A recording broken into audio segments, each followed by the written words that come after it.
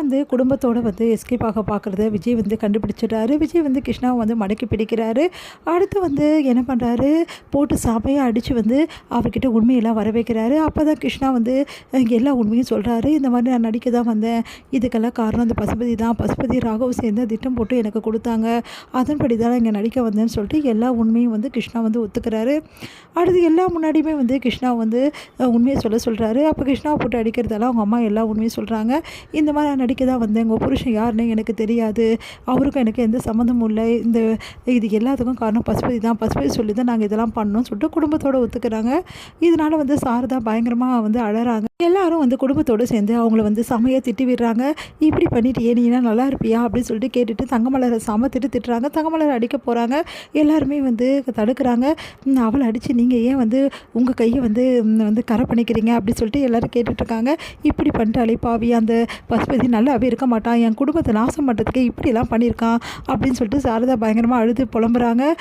எல்லாருமே வந்து அழுதுட்டு இருக்கும்போது விஜய் வந்து என்ன பண்ணுறாரு, அப்படியே வந்து கேட்டுக்காரு. அதுக்கப்புறம் என்னடா திட்டம்லாம் போட்டிருக்கீங்க சொல்லுங்கள் மரியாதையாக, எதுக்காக வந்து எங்கள் குடும்பத்தில் வந்து இந்த மாதிரி ஒரு குழப்பத்தை அவன் ஏற்படுத்தினா, என்ன காரணம் அப்படின்னு சொன்னோன்னே, பிஸ்னஸை எப்படியாவது அடிமட்டமாக அழிக்கணும், அதை நீங்கள் வந்து இவங்களுக்கெல்லாம் உதவி செய்யக்கூடாது, இவங்க நடு ரோட்டில் நிற்கணும், அதுதான் அவங்க வந்து காக தான் இதெல்லாம் பண்ணாங்க, எங்களை சப்போர்ட் பண்ண சொன்னாங்கன்னா நாங்கள் எங்கள் அம்மாலாம் நல்லா நடிப்பாங்க, நாடகத்தில் நிறைய நடிச்சிருக்காங்க, அதனால தான் எங்கள் அம்மாவை நடிக்க வச்சாங்க, அதன்படி நாங்களும் நடித்தோம் அப்படின்னு சொல்லிட்டு குடும்பத்தோட எல்லா உண்மையும் சொல்கிறாங்க.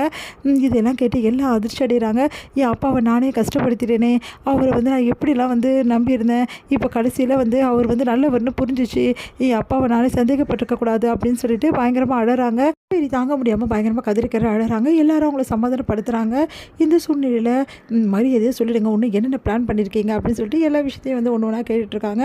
அப்போ வந்து சரி மாமா ஏன் இதெல்லாம் சொன்னார் அப்படின்னு சொல்லிட்டு வந்து சந்தேகத்தை எழுப்புகிறாங்க. நம்ம வந்து கங்கா அதை பார்த்துட்டு எல்லாம் ஆமாம், எதுக்காக தம்பி வந்து அப்படி சொல்லணும், இவங்க அவங்க குடும்பம் தான் சொல்லிட்டு மாமாவுக்கு ஒரு குடும்பம் இருக்குன்னு எதுக்காக அவர் போய் சொல்லணும், ஒன்றுமே புரியல அப்படின்னு உடனே விஜய் யோசிக்கிறாரு. ஆமாம், குமரன் எதுக்காக போய் சொல்லணும் அப்படின்னு மரியாதை சொல்லுங்கடா, குமரன் எங்கடா அப்படின்னு சொல்லிட்டு கேட்டோடனே எல்லாம் அதிர்ச்சி அடைகிறாங்க. நீங்களே என்ன சொல்கிறீங்க, வந்து மாமா வந்து நல்லா தானே இருக்கார், எந்த பிரச்சனையும் இல்லைல்ல அப்படி காவேரி கேட்குறாங்க. சாரி காவேரி, எல்லோரும் என்னை மன்னிச்சிடுங்க அப்படின்னு சொல்லிட்டு நிவீனும் வந்து மன்னிப்பு கேட்குறாரு. விஜயும் மன்னிப்பு கேட்குறாரு. எதுக்காக மன்னிப்பு கேட்குறீங்க அப்படின்னோடனே, இல்லை இவ்வளோ நாள் உங்ககிட்ட நாங்கள் எல்லோரும் போய் சொல்லிட்டோம், உண்மையிலே குமரனுக்கு ஏதோ ஆபத்து ஏற்பட்டிருக்கு, அவர் எங்கே இருக்கார் ஏது இருக்காருன்னு எங்களுக்கு தெரியல, ஆனால் இப்போ தான் தெரிய வருது, குமரன் வந்து இவங்க கஸ்டடியில் தான் கண்டிப்பாக இருக்கணும், சொல்லுங்கடா குமரன் எங்கே இருக்கார், சொல்ல போறிய பெல்லையா அப்படின்னு சொல்லிட்டு அழிச்சிட்டே இருக்காரு.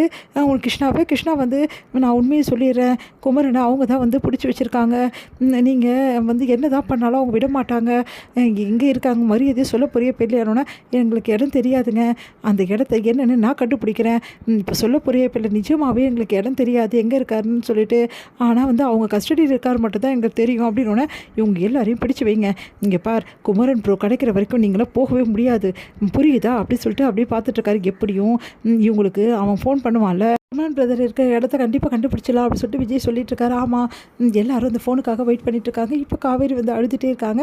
காவேரி வந்து விஜய் சமாதானப்படுத்துறாரு. காவேரி நீ கவலைப்படாத காவேரி, இங்கே பார் ஓ மாமாவை கண்டுபிடிக்கிறது என்னோட பொறுப்பு, சீக்கிரமாகவே மாமாவை நான் நிறுத்துறேன், கங்காவால் தாங்கிக்க முடியல, அப்போது என் புருஷன் எங்கே போடான்னு தெரியலையா, அவருக்கு ஆபத்தா, ஏன் என்கிட்ட சொல்லாமல் மறைச்சிங்கன்னு அழறாங்க.